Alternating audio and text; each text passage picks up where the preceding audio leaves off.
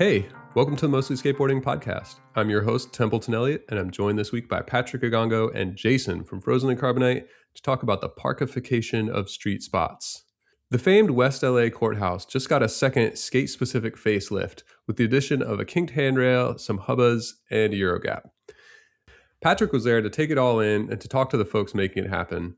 This is something we're seeing more of, street spots becoming skate parks or sanctioned skate areas. Is this a good thing? Before we answer that, let's get some background from Ben Anderson-Basheen, recorded live at the opening by Patrick. We are at West LA Courthouse for the grand reopening. We've spent the last few months in partnership with Converse and local advocates here in the community renovating this space. My name is Ben Bashine. I'm the CEO of the Skatepark project. How have we come to a space now where it's wall-to-wall skaters and everybody's getting to do whatever the hell they want?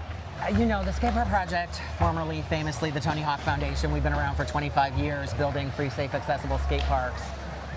We still do that. We've built almost 700, but a lot of our work these days has to do with these multi-use spaces, these liminal spaces that develop really organically because of, ingenuity and creativity by skaters. Because of this local geography. They just see a challenge and an opportunity. Similarly, we're super committed to trying to preserve and renovate really culturally and historically significant skate spaces. The banks, the Embarcadero, the pits, LA Courthouse, West LA Courthouse. And this is it's a beautiful day, but even if it wasn't, this place would be jammed because this is legendary. Can you explain for our listeners, what's the hardest part about engaging with the city and local advocates and turning this into a designated skate area?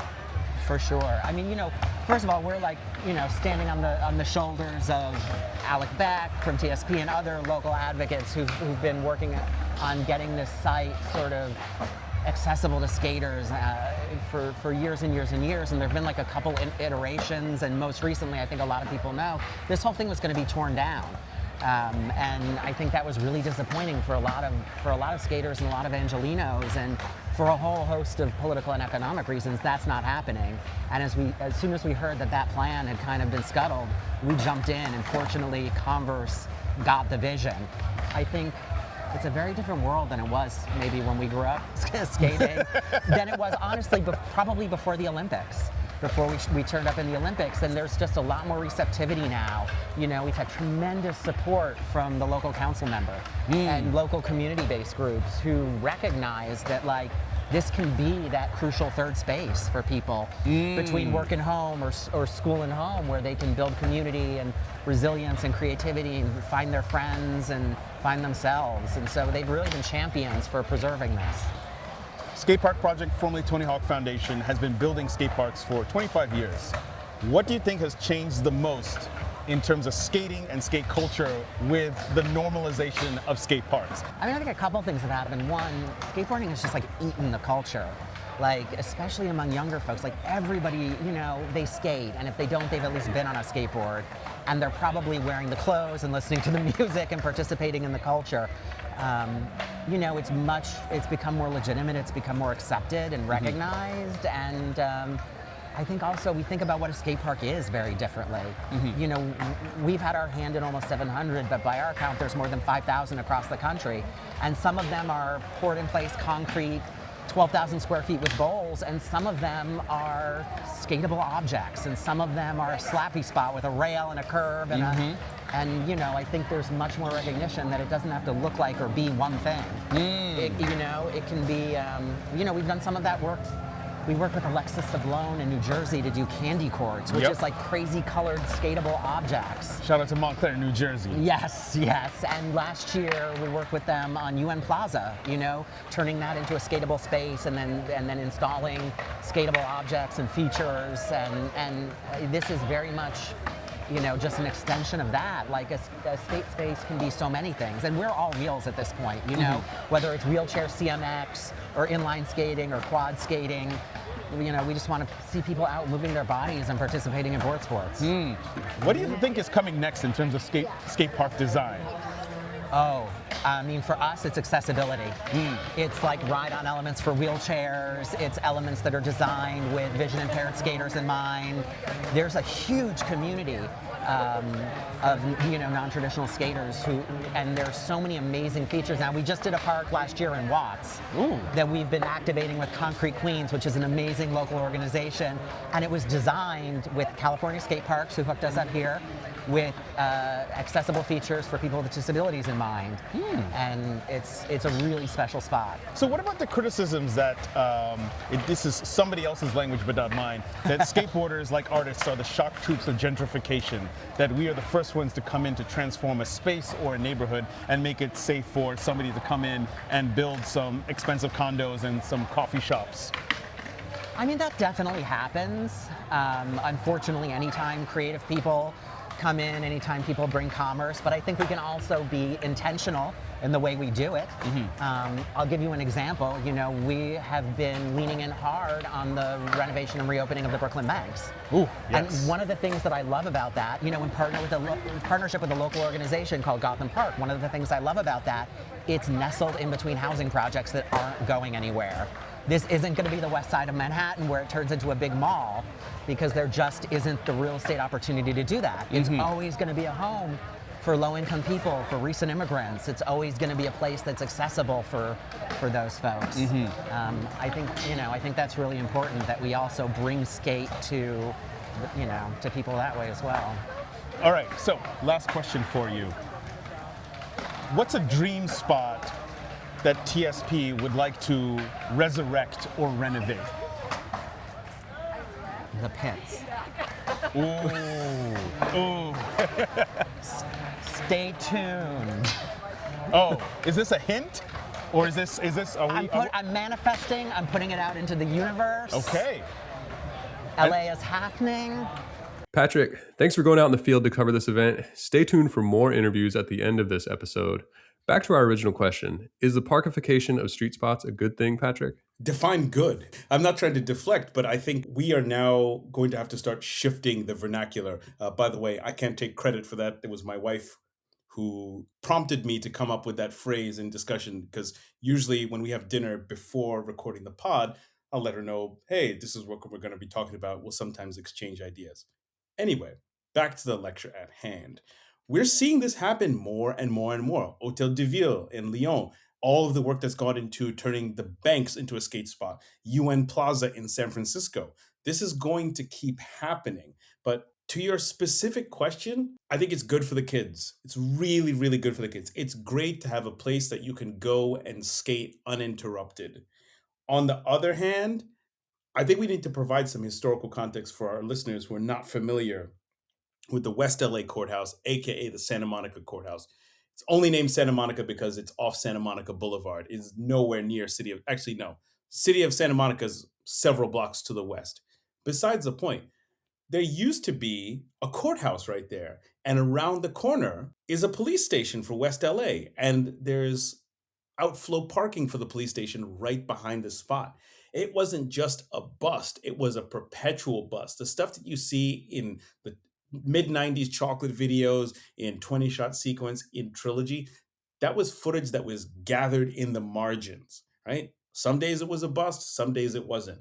Whereas now, this was a real trip for me being at this event, seeing members of the neighborhood council, the city council representative for that particular district, not just talking about skateboarding in loving and glowing terms, but being so proud of this spot, the courthouse, being part of LA's cultural patrimony. I mean, Jason, you know what it's like skating the banks back in the day. Like, how do you feel about having very normies talking about skateboarding in loving and reverential tones? Like, that to me feels strange. Yeah, full disclosure, I went to the courthouse once in 1998 and got rolled up on by bike cops almost instantly. But anyway, this seems to be the way that the world is going. I mean, Patrick mentioned the Hôtel de Ville.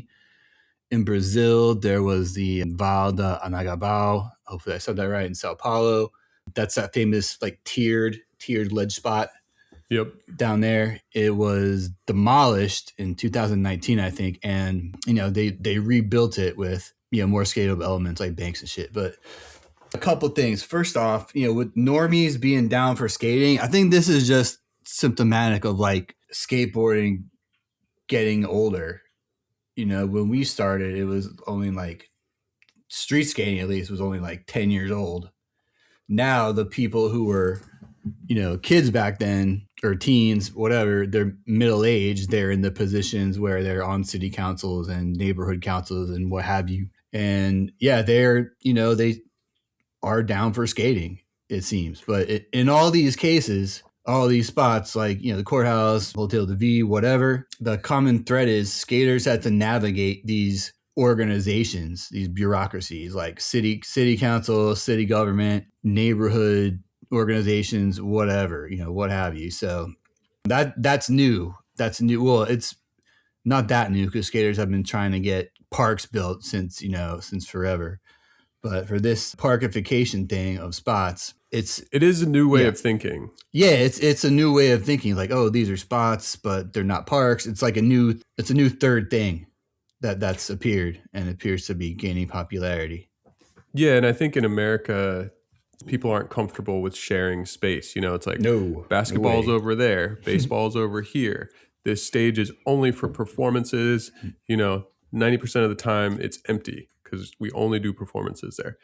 And, the shared space, though we can use this thing for different things at different times, is new and requires some training and rethinking. But I think people are starting to get it, which is nice. So something that really stood out to me was, especially talking to Chris Giamarino, talking to other folks from the Skatepark Foundation, and also just locals, like, people really took this incredibly seriously and were in it for the long game. And I think that's the thing that's the most impressive and shows a tremendous amount of maturity among skateboarders. And Jason, to your point about not just navigating bureaucracy, but bureaucracy hacking, it's almost a testament to the kind of creativity and patience that comes from being a skater.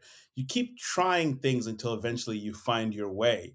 And one of the reasons why the courthouse got this facelift and having Skatepark project and Converse Cons, their skate program, getting involved in this latest refresh, the thing that's really, really cool about it is nothing was going to happen to this place anyway. It was slated for redevelopment, and then because of inflation, cost of living crisis, materials crisis, just the cost of everything being so expensive, it seems like development is not going to happen anytime soon. And so I think people decided, hey man, let's if people are skating this place and the skaters are the one who are actively taking care of the courthouse, all right, let's just let people skate.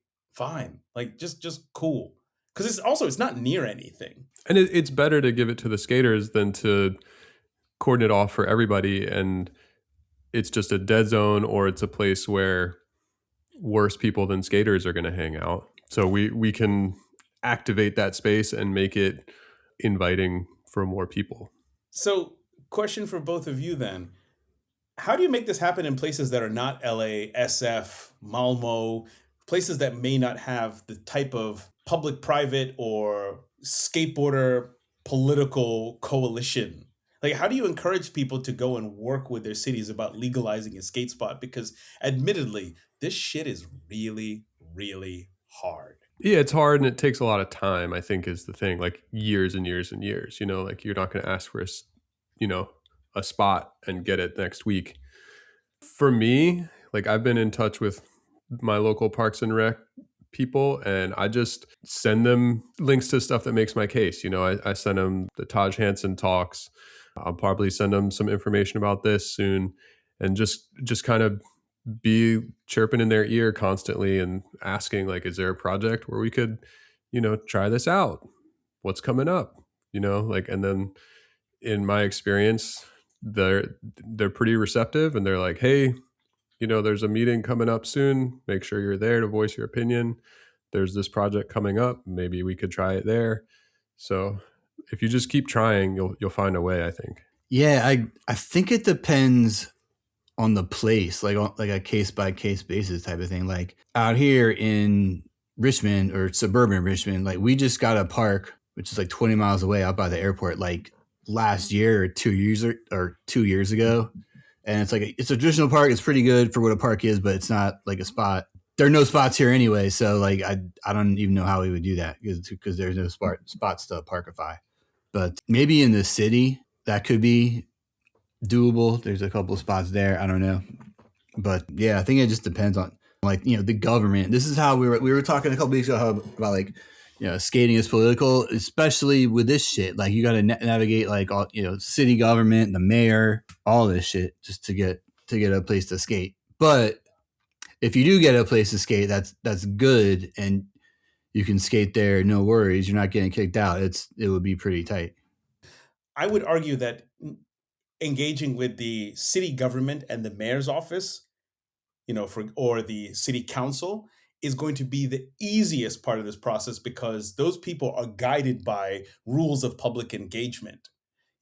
They have to respond to certain types of inquiry. They have to put certain things in writing. What you really have to watch out for are neighborhood councils, or rather neighborhood advocacy groups, which are not specifically tied to government, where you have people who they mobilize super quickly for things, and they make it a point to antagonize, and they're a real thorn in the side in certain instances. They'll prevent a restaurant from coming through because why should they get a liquor license? We don't want those type of people. They'll prevent a subway stop. They will push the council in a certain direction, and I think that's where the patience of a skater is going to have to come in, because you're going to have people who, a quick aside, so as y'all know, my wife is a city planner, and early on in her career, she had to do a lot of what's called public comment. People can be not just mean, they can be hard or racist. They will call you every name under the sun, under full lights in a government building, in a city hall or something like that. And that's what you got to contend with. You got to contend with people whose whole life, whose whole existence is around saying no. Like a good example of this, Connor Dougherty, who writes for the New York Times, also skates, previously the Wall Street Journal, did a piece about why it's so difficult to build in Bay Area, Silicon Valley. And one of the people he interviewed was this lady who spent 5 whole years preventing the construction of an apartment block. You could master 2 languages in 5 years. Like that's a sad state of affairs. Like this is what pensioners are doing. How are you retired and your whole thing is like, I've just decided to devote my golden years to saying no. Yeah, the whole not in my backyard thing. Yeah, the NIMBYs, NIMBYs, yeah. That beef is real. Like those people don't play. Yeah, but a couple other things. One, like people are just mean in general. Like especially now, it seems like being cruel is like the point or a thing. Also, the type of people who come out to city council meetings, school board meetings, and like comment or use like the open comment time are like mostly fucking crazy. Like you know what I mean? So yes. Yeah, well, it's time to get crazy just along with them. Yeah. It's not that crazy to ask for something that you want. Like our city governments have money to spend on their constituents, so you can ask, and they may listen, especially if you're asking for something that's not a 14-foot cradle or something. Like you could just say, hey, I need a couple ledges in this park you're building. No biggie. That's what we got. We got a 14-foot cradle. When all we really want is 2 ledges. Exactly. Just straight fucking ledges. That's all we wanted. Just give them multiple photos, or use public comment to just show 2 minutes of footy from Stalin Plaza and be like, see this? I just need this. This is all I need. This is what we want. Just give me some disused marble from there's so much demolition going. You could probably put together Stalin Plaza in every city. But Jason, you were very right. Yes, people are mean, and the cruelty is very much the point. But here's a hard-hitting question for both of y'all. Do you think that today's organizing techniques and patience would have worked to save skate spots from demolition or destruction in our youth? I kind of think it's just so different now, and skateboarding's in a different place. And like you were saying, people in power now grew up with skaters, maybe skated themselves, so they have a better understanding of what skateboarding is. Skateboarding, for better or for worse, is in the Olympics, and that means something to a lot of people. So I think that skateboarding just has a lot more respect now than it did then. So I think when we say a spot has meaning, that means a little more to them than maybe it used to. Yeah, I kind of, you know what? I kind of don't think so, because just like back then when you didn't think about like heritage or the spot has history or any of that shit. Like for example, when Embarcadero became a bust for the first time, like they just kind of like they just kind of moved on to the next spot. You know what I mean? Like skating really didn't have that perspective, I think. So Yeah, and I think it is. I don't know. I like to remind myself and remind us that we're cockroaches. Like we go into places that are forgotten about or disused, and we make use of them. And sometimes people don't like that. They try to sweep us away. And I think that that's just kind of part of the game. But it is nice that we now have a little bit of power and can make some noise and have people listen to us and maybe not get swept away so easily. Is this the advantage of being firmly in middle age? Yeah, I think maybe it is, like sure, bulldoze the skate spot or not, doesn't quite matter. Not going to make a huge difference to me either way, I guess. But surely there's something to be said about the fact that, like, we're grown. Some of us have children. We've got bills. We are full grown, like real deal Holyfield adults. And skateboarding has a lot more of those now. And there's some For of us sure. who know how to carry ourselves in public. So thinking about back in the day, though, if there was one spot, if you could use today's engagement tool set to save a spot from back in the day, what would it be? oh, for me, it definitely the Brooklyn Academy of Music. Bam! It was kind of like if you've never seen it, was kind of like a miniature Love Park in Brooklyn. It had the similar type of ledges of varying heights. That spot was so fun, and I think they made it a parking lot. So yeah, that's mine. Yeah, I think for me it would be the MLK Library in Washington, Oh, D.C. dude, yeah. Oh, ooh, yo. I think Donnie Barley's first line in Eastern Exposure Zero is there. It's just like basically a city block with granite ledges, and then there's these pink benches that are slightly lower. So you got the varying height. There's some flat gaps, and it's like, just that like gray granite, beautiful, great spot, super fun. Yeah. And what's wild is MLK Library now has a punk archive and has done a lot of work in engaging with DC's legendary punk and hardcore scene. I don't understand why skateboarding doesn't get the same reverence, but that's probably a whole other conversation. Yeah, that's more a California library thing, probably.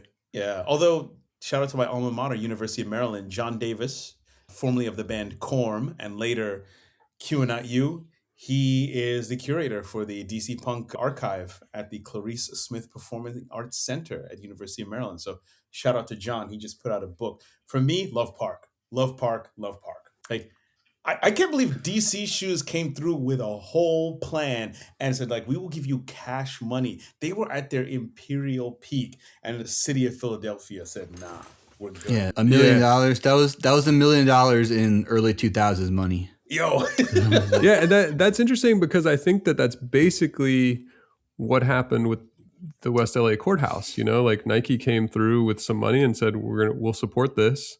We'll give you guys money for maintenance. Exactly what DC was offering, and West LA, took the offer, whereas Philly told them to fuck off. So I think it goes to show where skateboarding was then and is now. Yeah, but yeah, I mean, to your point, Templeton, like now Philly is making municipal a spot, a sanctioned spot. Yep. I guess. Yeah, I saw some rendering. It had like a couple benches that are similar to the old benches.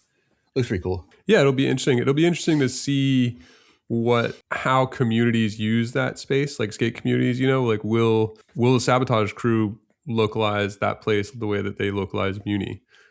Like is a sanctioned skate spot the same as a legit skate spot? Like I think that's something that we're going to have to wrestle with. Like what does it mean? What does it mean when a city sanctions a skate spot or builds something specifically for skateboarding? Like what does that mean for filming and photos? Yeah, it's weird. I think it's okay for filming. Like I've seen footage from the new banks and from the newer Hotel de Ville, and it's it's fine by me. You know what I mean? I don't even think about like, I don't even think like, wait a minute, this is a sanctioned spot. What the fuck, But I mean, on the other hand, it's the outlaw element of skating. It was part of what makes it cool. So there's that will always be there. I think. Yeah, true. What's nice about having a dedicated spot like this is that you got a good fallback. That's not just a parking lot or some flat ground somewhere. That's a nice feeling to have. Oh, yeah. Also you made an earlier point, Jason, not just this episode, but also previously about how few members of the public engage with many of these spaces when they're not at work. Right. Especially in the age of everybody being on their phone all the time. No, yeah. Most people just, go downtown to shop or whatever or go home. Then go to work. Maybe they'll go to the gym, but they're on their phone most of the time at the gym anyway. So yeah, those, public third spaces, as people like to say, are definitely few and far between here in America.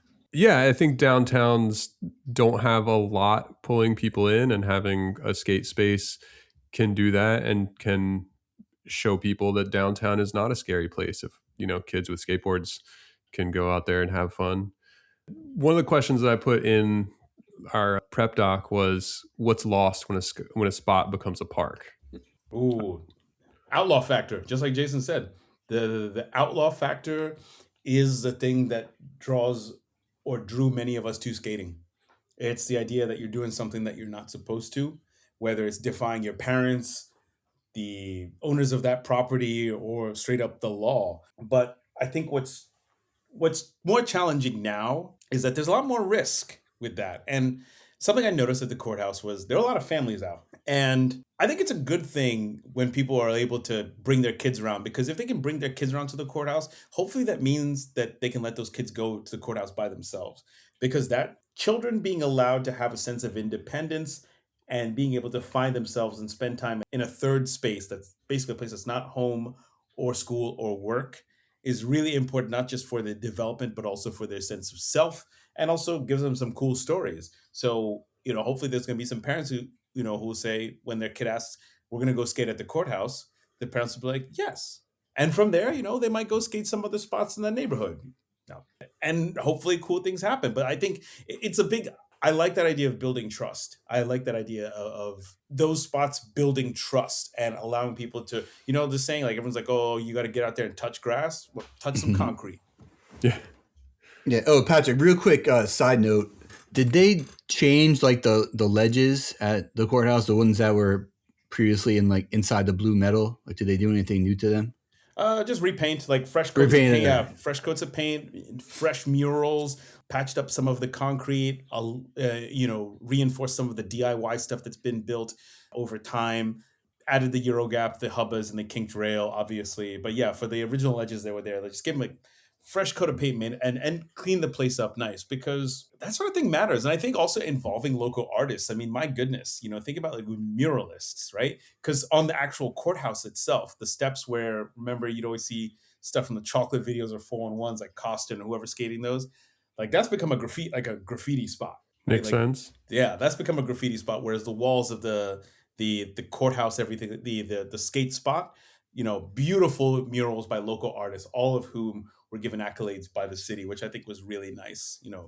How awesome is that to get a proclamation from the city, something to show your parents and your friends, see, we're not just a bunch of degenerates. I think Jeff McFetridge did one of those murals too. Certified not degenerate. Yeah, but it's just like it's funny thinking about the reputations that skaters have, and to see skaters who are thoughtfully leading the charge on really doing some cool shit. I mean, think about how many people don't know how their city council works.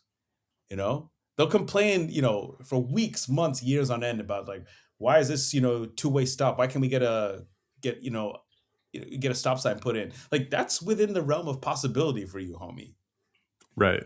You can't just wait around for that shit to happen. Cool thing about skaters is now you have skaters who might DIY something, or they'll do the proper channels. I've been thinking about DIYing a stop sign or a speed bump at this intersection around the corner, because people fly through it all the time. Yes or no? What do you think? DIY speed hump? Yeah, either or. Because like, think about it. If you come through there, you're just with like a City of LA, high vis vest. and a helmet and some, wraparound sunglasses. I've heard of DIY spike strips. You know those spike strips that they throw out when there's like a high speed chase. Yo.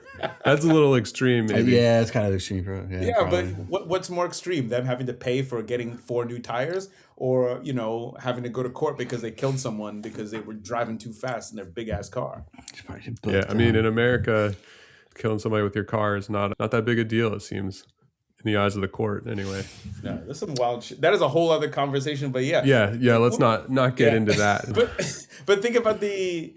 Didn't Jenkem do a piece about a dude or a crew who goes around to de-knobbing skate spots? I think so. Don't recall. Probably, yeah. I don't recall, but probably. Also, who's gonna what regular person's gonna stop you if you're in a high vis vest and you're wearing wraparound sunglasses and some Timberlands or some paint splattered work boots? Right. That's the whole theory of like hiding in plain sight. If you look sketchy, doing something sketchy, people will think you're sketchy. But if you look like you're doing what you're supposed to be doing, nobody will pay it much mind. For added authenticity, a huge orange water cooler and a Bluetooth speaker playing sports talk radio. Yeah. Nobody will bat an eye. Yeah, I did that once. I was trying to wax and clear coat this curb, and I got like a vest, like a hat.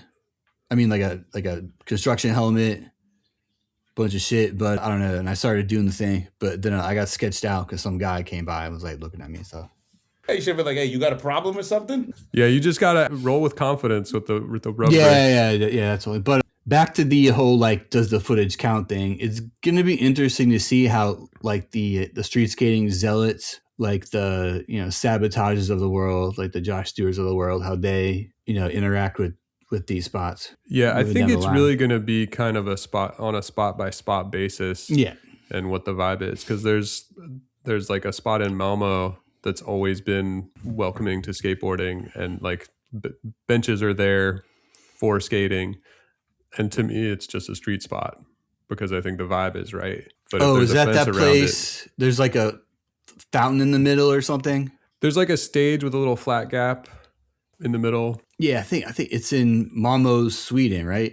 Yeah. Yeah, I think I know what you're talking about. Yeah, and I think maybe because it's not quite a name brand spot, you can get away with it, but I don't know if you could get away with trying to film street footy at the Love Malmo spot, because like we all just know the story of it and know that it's there for skaters. So I don't know. But to your point about the sabotage crew and the purists, there's always going to be spots. And also, we talked about earlier about establishing a new vernacular. That's Instagram. I think spots like this, these, the parkification of these legendary spots, that stuff is great for the gram. Yeah, good for the gram, but what about your video part? I mean, you save the good shit for your video part, but like sometimes we're living in the golden age of content. Places like that are ideal for content. And sometimes sometimes like look at the Banks, shout out to Antonio Durao. Like that place being back and him killing it so hard, I think he has turned that into a big exception. Yeah, I think depending on what's going down at that spot, that's what can turn it into a big exception. I think that's how it would get a pass if I was making the video anyway. I think the Brooklyn Banks gets a pass because it looks pretty much exactly the same as it used to. Yeah, there's that history there, like whereas if I filmed something there in 1998, obviously that's legit street footage. So why is it not in 2026? But for Love Malmo, that didn't exist prior to legalized skateboarding. So that's where it feels a little, on the edge, I guess. Yeah. And something I also wanted to surface, there's a quote from Ocean Howell, the famed pro skater turned city planner, urbanist, talking about skateboarding and artists being the shock troops of gentrification. I've been thinking a lot about that quote because it's kind of wild when you really think about it, because at best, I think it's alarmist. At worst, it criminalizes the idea of being an artist or being a skateboarder, and basically saying that it's the equivalent of committing a war crime. It's like, dog, some of us cannot afford to live in certain neighborhoods, so we go where we can. And, it doesn't absolve a person, but at the same time, it's the divestment from cities like cities like New York in particular, but also LA, the divestment from those places was a policy choice. And so everything that happens after that is a reaction to that policy choice. So it's I think the criticism goes on the people who made the decision to be like, let's take the money out of cities and put it into the suburbs. Right. And I don't think it's on skateboarders to make some kind of policy decision about what, like, oh, you know what? I'm not going to skate this perfect ledge because it's in a lousy neighborhood and my presence might, 10 years from now mean that some people are going to like have to move out of their houses. Like, I don't think that we're obligated to think like that. Yeah, we ain't balling like that. Come on, man. Yeah, and it's like we're not the only people. It's not like, oh, skaters showed up, let's raise the rent. It's a whole host of different things. Can you imagine? It's like, I got some skaters living in this house, gonna raise the rent. That's like that meme where it's like when someone with this haircut shows up in your neighborhood, the rent's going up. Yeah, right. And it's like, someone shows up with some polar big, what is it? The big boy jeans. Your rent's going up. But anyway, back to that Ocean Owl thing, like it's true to a certain extent. That's why it's so memorable. But it kind of oversimplifies, like, in a way, skaters and how they like interact with spots. A lot of these spots, to your point, Jason, are in neglected neighborhoods, like the Brooklyn Banks underneath the Manhattan side of the Brooklyn Bridge. Like, please tell me what was going on over there before skateboarders. You don't want to know. Exactly. The West LA Courthouse, after court had let out, everything like that. Same answer. You don't want to know. Like, we could like EMB. We could go on all day. You could go, and all our skaters were looking for is someplace to skate and do our thing and to hang out. And I don't know, something I keep thinking about too is some years ago I read a book called The New Spaniards, and it was about the transition from dictatorship after Francisco Franco died in 1975 to the writing of the new constitution. And something that happened in Spain, that began happening in around 75, 76 was the birth of modern plaza culture, because the dictatorship had been so repressive. The idea that Franco's dead, let's go post up. I mean, that's why you go to Templeton. You just went to Barcelona. You got to see people just go and they hang out. Yeah, there's plazas all over the place. Yeah, like the idea of the shared public space where you just come and do your thing. And Macba and many other Barcelona spots, but particularly Macba, are an extension of that. And Jason and Templeton, both of you at different points today, have pointed out that, we don't quite have the same equivalent in most American cities, which is weird, especially when you travel and you see in other places like, how come we don't have this back home? Yeah, it's strange. Well, you've heard what we have to say on this subject. Patrick's got a couple more interviews that he gathered out at the West LA Courthouse. I'm going to send it over to those, and then we'll see you guys for the Stoke. All right, I'm here with Professor Dr. Chris Giamarino. Chris, give us a little intro about yourself and your affiliation with the West LA Courthouse, sometimes known as the Santa Monica Courthouse. Sure, a little bit about myself. I'm an assistant professor in urban planning at Cal Poly Pomona. My research interests are broadly in public space regulation and design, specifically connecting communities that are overlooked in city planning, decision-making processes that are then excluded by law, hostile architecture, policing. So I primarily work with skateboarders and unhoused communities, and I've been involved in the courthouse campaign since 2015. I've been working with the Skatepark project, the neighborhood council, the West Los Angeles Neighborhood Council, in activating the courthouse, hosting community events with youth, and kind of the purpose of these events is to educate people that are not reached out to by the city, by developers, to then attend public hearings, voice their discontents, their displeasures.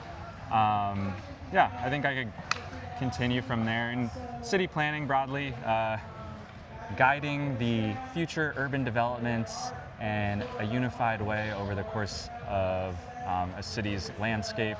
And so what happened at the courthouse is, Patrick, you'll like this, give you a little brief history. Hit me. 2013, state budget crisis, $15.7 billion in debt. and they decided to close the courthouse building, which is the one that's fenced off right here. County buys the land from the state for $35 million, and that's when they decide to initially close the courthouse to skateboarding in 2014. So it's always this idea of like, let's disinvest in a space on purpose to lower its land value and then sell it, redevelop it to accumulate capital, all of that good stuff. Real estate development, privatize the space. Yep. So that's where the Nike SB and Skatepark project partnership comes in. 5-year maintenance contracts, decriminalized skate plaza, and then contract expires 2020. The county formally puts the land up through redevelopment proposals. Doesn't reach out to the community. Like essentially it's a request for redevelopment proposals between the county and anyone that applies for the proposal. So they get one from the Berkeley College of Music and then one from Avalon Abode Communities. There's a housing crisis here, so they pick Avalon Abode Communities. And what really pissed off skateboarders is in the initial architectural renderings, they demolished all the ledges and the famous stage. So, yeah. So Chris, how did we end up at this particular moment where we have this beautiful refresh of the ledges of the stage? We've got muralists, and also as a planner, as somebody who is deeply, deeply, deeply involved with the community activism and political engagement aspect of this process, like, how did we get here, as David Byrne once said? Yeah, so I think kind of going back to the state budgetary crisis, you always want to look historically at the development of a space, and when it has these stages of new activations, new reconstructions, is always an economic crisis, or in this case it was a public health crisis. And during 2020, social distancing, this became an essential public space to engage in leisure, to improve people's mental health during the pandemic. And it kind of, during that time, there was an uptick in quad skaters, rollerbladers, scooters, skateboarding. And there was no kind of management or oversight by the city. This was technically closed down, so it kind of sparked a DIY scene here. People were building rails, ramps, etc. And at the time of the pandemic, renewed attention on the architectural, cultural, skate history and significance of this plaza, and new generations, younger generations starting to skateboard, asking about the space, using it. It was at the same time that those initial renderings came out for the West LA Commons redevelopment project, and new and old skaters alike were essentially told, your history, your presence here doesn't matter in the future, and that pissed off a lot of people. So back when I was a PhD student at UCLA, with a research group called the Uncommon Public Space Group, we my role as a professor and academic is to connect, the city council, neighborhood council, the developers to the community. So that's I'm in the background connecting people, getting people to attend public hearings. We essentially got a crew of skateboarders to show up at these public hearings, these design charrettes, and actually educate the developers that there was a 30 to 40 plus year history at this space of skateboarding, and you can't erase it. You have to accommodate it. The renderings were also going to privatize the plaza. There's going to be ground floor retail, Starbucks, Chipotle's, private security. So we were also pissed off about that. Kind of coincidentally, anytime redevelopment is proposed with upzoning, so higher density apartment buildings, you got the elderly people that attend these meetings saying, we don't like density, so we had kind of community support in that way. But Use really, the powers of NIMBYism for good. Yeah, but that's where I'm because we do need apartments, we do need more housing to address the homelessness crisis. So the Make Space event in 2022, that was the DIY activation. It was community celebration, get everyone's renewed attention to then attend these public hearings, design charrettes. And then luckily, the developers overcalculated how much return on investment. So the development's delayed, and we had this opportunity to partner with Converse through the Skatepark project. Importantly, to get City Council District 11 and the West LA Neighborhood Council District support on this project to then have this event where we're at today, and this new build, which is in the fountains, kind of a Euro gap, some hubbas and handrails. So again, it's very straightforward. Organize with your community, get residents that don't skateboard to be on your side when you attend these public hearings, educate developers that we're not consulting the community, they just proposed this redevelopment plan with the county and the city, and no community engagement. And yeah, just here today. Hopefully the development will eventually come to fruition, but it's probably going to be, I would guess, 10 years. There might be especially with the cost of materials right now, not to mention labor, my goodness, it's a big question mark. It is bizarre to see the stairs all fenced off and everything. I always think about watching videos from the 90s, old Chocolate or anything from World Blind 101 and people just chilling on the stairs. But thankfully, there's a lot more places to sit now. But Chris, thank you so much. This has been really great. I'll say if you live in the city of Los Angeles, there's 15 city council members, 15 city council districts. If something is happening in your community that you don't like, with a redevelopment that is going to get rid of a public space that you care about, that you have skateboarded in for 3 months, 6 months, 1 year, 20 years, 30 years, 40 years, go to your city council member, go to your city council meetings, voice your discontents, organize online, social media, and don't let them like erase your presence or history in park space, public plazas. Shout out to cultural patrimony all day, every day. Thank you, Chris. All right, thanks. What's up? This is Patrick from the Mostly Skateboarding podcast. I am at West LA Courthouse with the one, the only Louis Lopez, who's got a brand new shoe out on Converse. It's a beautiful day out here in Southern California. Louis, thank you for joining us. Yeah, thanks for having me. Yeah, Happy to be here. So tell us about the new shoe. Tell us about the absolutely beautiful colorway that we're looking at. It's blue with a black trim. Tell us about the ideation about it and how things have been going on your career with Converse so far. I would say for the new shoe, you know, it's the 1 year anniversary. So the first one was silver. It was real shiny. So I kind of wanted to, you know, show some love to that and do it in a different way. So we made it blue, shiny again, and I'm excited. Wonderful. So, Louis, do you have any memories of the courthouse, either from videos or from skating here when you're younger, or even more recently? I would say my biggest memories of the courthouse are more so from videos. You know, you see all the legends and OGs skating this as you're growing up, and yeah, it's cool to see, and cool to see the life that it has now, and it's still going, so that's amazing. And so, as a follow-up question to that, what do you think has changed the most, other than the fact that now it's a legit spot and it's not a bust? Do you feel like it's still an impactful place, or do you feel like it's changed, like it's going to be providing something different for skating and skate culture? I think it has a different light on it. I mean, back in the day, you could film here, and you know, it was a legit skate street spot, and now it's more so a skate park. But I think it's amazing that kids can experience skating here till this day, and you know, have even more obstacles to skate. So I think it's amazing to see spots like this not just go away and be gone forever. It's still here, the history's still here, and just some updates. What would you say is a spot for you down in Hawthorne or in the South Bay that holds the same significance, a place that you could mostly skate without interruption and actually really grow? I mean, in Hawthorne, we don't really have anything like this. I would say, like, there's only, within LA, a couple spots that have the same history as the courthouse, and you're still skating to this day. But, you know, we have a local skate park, the Hawthorne Skate Park, and that's what I grew up skating and still skate it, so, yeah.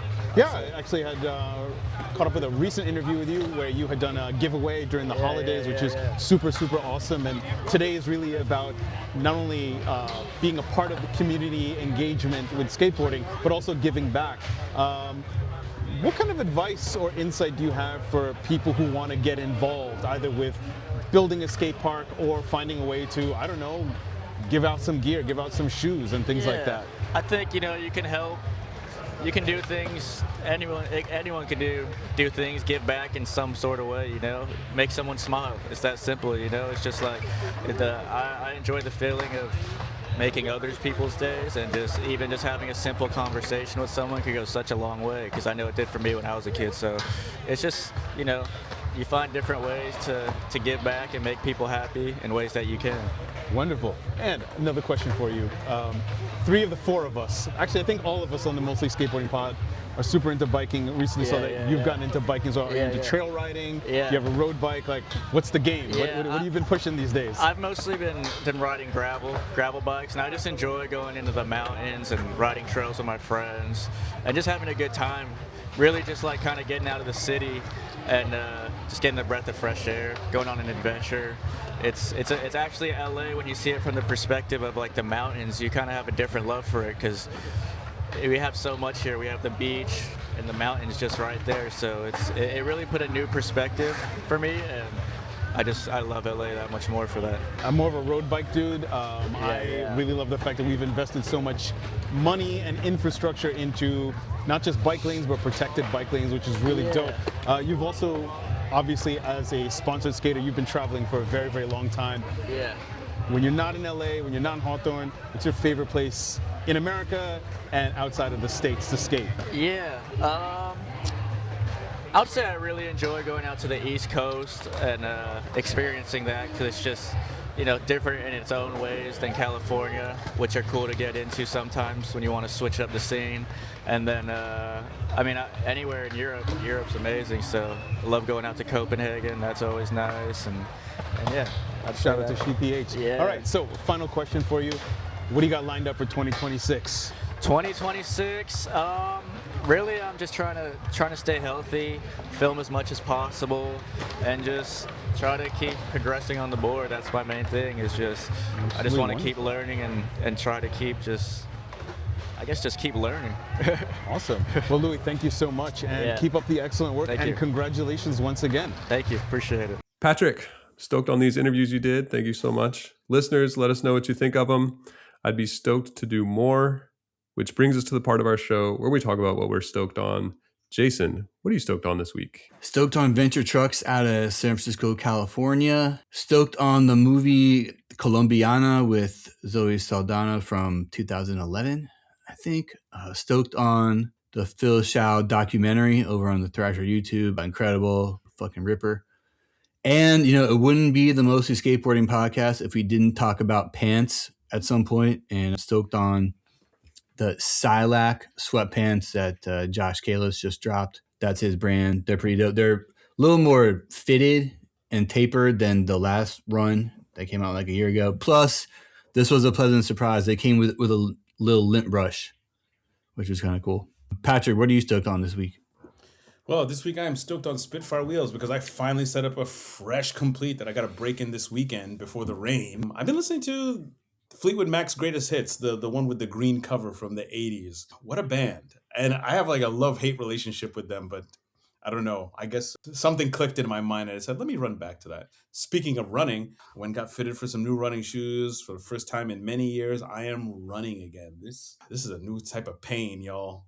Those knees. Yeah. Oh, no. I went, they did the foot scan and everything. This is the real deal, man. I'm grown. I also enjoyed the Legend of Phil Shao documentary over at Thrasher. Man, I had forgotten. I'd never seen Think's Damage, and thankfully somebody had uploaded it to YouTube. So I ended up watching that immediately afterwards. And speaking of Legend of Phil Shao, Jim's Ramp Jam. We need Jim's Ramp Jam to come back. Somebody needs to build a mini of those exact dimensions and just invite all of us there. Templeton, what you stoked on?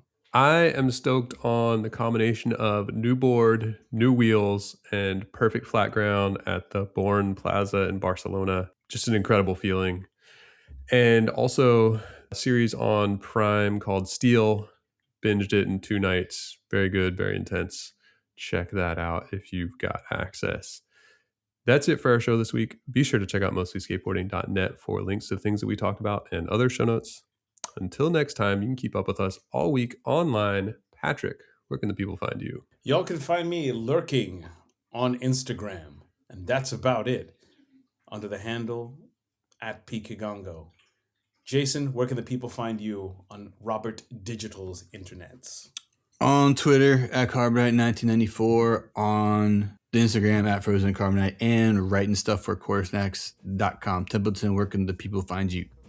You can find me on Instagram @MostlySkateboarding, and you can find the show on YouTube @MostlySkateboarding. We'll see you guys next week. Later.